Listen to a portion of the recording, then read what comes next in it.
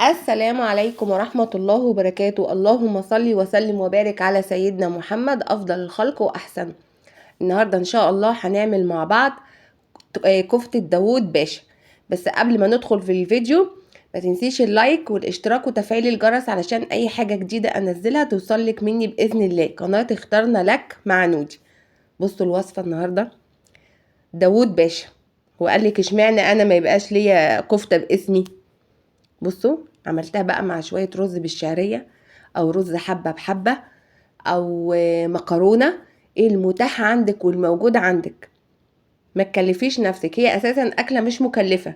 يعني ممكن من نص كيلو، انا عاملة نص كيلو لحمة مفروم، ممكن انتي كمان من ربع كيلو لحم مفروم تعمليها. بصوا مش مكلفة خالص.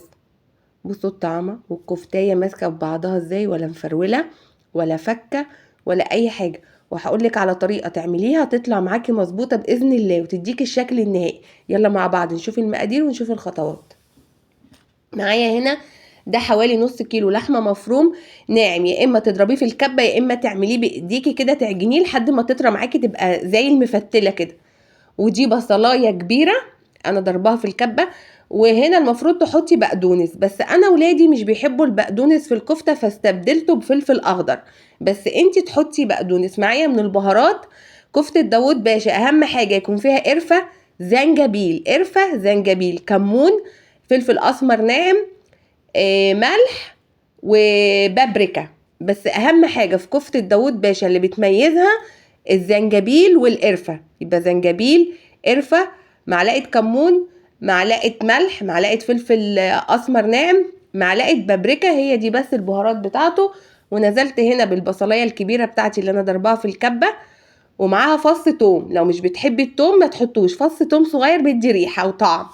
ونزلت بالفلفل الاخضر اللي انت هتستبدليه ببقدونس. انا حطيت هنا فلفل اخضر لان ولادي مش بيحبوا البقدونس في الكفته، فحطيت فلفل اخضر.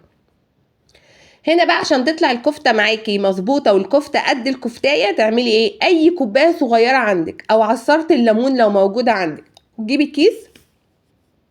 كيس من اللي هو بتاع حفظ الطعام، وتروحي واخده حته كفته وتروحي منزليها على الكيس وضغط عليها، ضغط عليها كويس. الحركه دي اولا مش بتخليها تفك منك في الطاسه وهي بتتقلي، لان انت زي ما ضغطها كويس فمش هتفك منك. وكمان بتظبط لك حجم الكفته، بتبقى كلها احجام متساويه قد بعض، حتى بيبقى شكلها في التقديم بيبقى شكلها حلو. بصي اهو، تضغطي عليها وبعد كده بتطلعيها من الكيس وتحاولي بس تظبطي الكوره بتاعتها على قد ما تقدري تديها شكل ايه الكوره اهي. يا اما في كوبايه صغيره زي اللي انت شفتيها عندي دي من الكوبايات المعايير للزيت او اي حاجه، او عندك عصاره الليمون تحطيها بنفس الطريقه. وهحطها في الدقيق. كفته داوود باشا بتتعمل بالدقيق بالدقيق بالدقيق يا ولاد، العربي بعافيه معلش. هنا احط برضو حته كمان، هوريكي واحده كمان اهي، وتضغطي كده.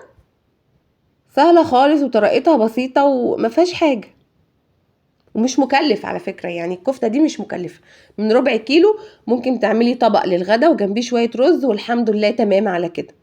اهو برضو هنزلها في الدقيق تلعب مع اختها. بصي كورتها اهو، وبعد كده هحطها في الدقيق تلعب جنب اخواتها اهو، مفيهوش اي حاجة خالص. وهوريكي الشكل النهائي بعد ما اخلص الطبق كله، بعد ما اخلصه في الدقيق عشان وقت الفيديو اهو.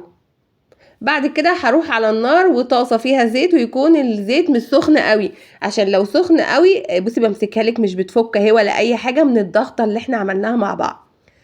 الزيت ما يكونش سخن قوي، لان لو سخن قوي اول ما هتنزل هتاخد وش هتتحرق منك. فايه يكون على نار متوسطه كده، يعني يا دوبك يبتدي هو يكون سخن مش سخن قوي زي كده، هيبتدي بقى يسخن قوي لما تنزل الكفته فيه. لكن لو هو سخن وانتي جيتي ورحتي حاطه الكفته على طول هتروح محروقه منك، وهتشكي وش من بره محروق، وتبقى انتي بوظتي كل ده عشان ما هديتيش النار شويه. بصي اهو، هنا بعد ما خلصت كل الكميه ما شاء الله، يعني تكفي وجبة غدا والعيلة كبيرة كمان، يعني 5 أو 6 أفراد. هنا بقى هطلعها، أنا عايزاها تطلع بالمادة الدهنية بتاعتها، سواء إذا كانت زيت أو سواء إذا كانت سمنة. شوفي انتي عندك ايه اهو. بصي الكفتة ما فكتش وطالعة كل كفتة بكفتياتها بكفتياتها. هنا بقى انا كنت حاطه رز بالشعريه بيتعمل، هنا بقى هعمل الصوصه بتاعتها. دي معايا بصلايه برضو كبيره ومسخنه زيت وهنزل فيها، ومعايا فصين توم انا مقطعاهم كده بالسكينه طرنشات، فصين توم. بس اول ما البصلايه بتاعتي تدبل وتدي اللون الاحمر ده، هروح نازله فصين التوم على طول. التسبيكه بتاعت كفته داوود باشا اهو لحد دلوقتي سهل وبسيط. هنا بعد ما البصله بتاعتي اخدت لون ذهبي كده، هبتدي انزل بفصين الثوم الكبار اللي انا مقطعاهم بالسكينه. بيديها ريحه وبيديها طعم وبيخليها ريحتها حلوه بصراحه، يعني بيدي للتسبيكه ريحه حلوه. هنا بقى لو متوفر عندك، انا ما كانش متوفر عندي عشان الصوصه تطلع معاكي تقيله، حطي معلقتين معجون صلصه. انا ما كانش متوفر عندي، والطماطم هنا ما شاء الله مش زي طماطم مصر والدول العربيه تلاقيها حمرا وتقيله كده، لا طماطم اوروبيه متدلعه تلاقيها مش تقيله ولا حمرا، تحس انت بتاكلي ميه لما بتيجي تعمليها. فانا ما كانش متوفر عندي اليوم ده معجون صلصه، فانتي عشان تطلع معاكي الصوصه تقيله ومظبوطه حطي معلقتين معجون صلصه، معلقتين معجون صلصه عشان يديك اللون الاحمر بتاعها الجميل. دي معلقه بابريكا ومعلقه فلفل اسمر ناعم. انا ما بحبش اكتر في البهارات وهي على النار، لان البهارات عامه كل ما بتغلي مع النار كل ما هتبقى عطاكي مراره للحاجه، خاصه لو حطيتي كمون. فلو عايزه برضو تحطي كمون في الاخر قبل ما تغلي كده بغلوه، انزلي بمعلقه الكمون، يعني قبل ما تغلي وخلاص استوت تروحي نازله بمعلقه الكمون وتسيبيها تغلي 5 دقايق كده وتنزليها. هنا بعد ما التسبيكه بتاعتي خلصت، هنزل بالكفته بتاعتي واسيبها تغلي، واول ما احس خلاص ان هي استوت وبدات تتقل معايا هنزل بمعلقه كمون والملح، خلي الملح في الاخر. وده شكلها يا حبايبي بعد التقديم. وبالهنا والشفا للي يجرب كفته داوود باشا. متنسوش اللايك والاشتراك في القناه وتفعيل